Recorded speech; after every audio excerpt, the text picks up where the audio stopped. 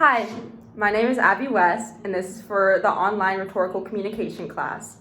So basically, my artifact was the 2013 Dove Real Beauty sketch, You're More Beautiful Than You Think. So basically, this sketch was about a group of women that came in, and they were kind of talking about their insecurities a little bit, and they were put in a room with an artist, and there was a divider, like a curtain in the room, and they were on the other side. And they basically had to describe themselves to the artist. So he would ask them things like, what does your jawline look like? Or what do your eyes or what does your hair look like? And they basically had to describe themselves, meaning they really had to think about their physical appearance. Now, after this was done, the women would leave the room without seeing the self-portrait that the artist drew of them. And they actually had someone else come in the room and describe the person that just left. So these women were told to talk to like person A to person B, and then they would later describe that person for the second self-portrait that the artist would make. Now, at the end of this, the women were all gathered in a room and shown each portrait side by side, and they were able to compare how people viewed them versus how they viewed themselves. So basically, I applied the feminist criticism method to this artifact.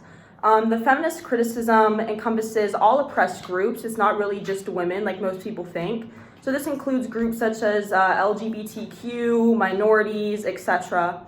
And I applied that to this artifact. For example, I noticed that there were actually no minorities represented in the Dove Real Beauty sketch.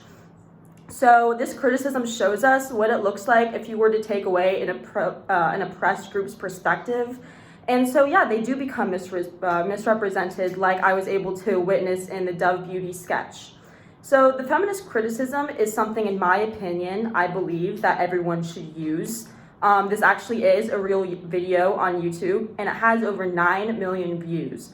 So if you really think about who's watching this video, and you think about little boys and young girls watching and seeing what kind of message they're taking away from this, it can really be impactful on the upcoming generation. So if we're showing them videos full of misrepresented consumers, then they're gonna grow up and think that it's okay that we only cater to certain groups. So if we accept the oppression of groups in ads and videos and etc., then we risk losing the upcoming generation to an agenda that actually doesn't acknowledge the majority of their consumers.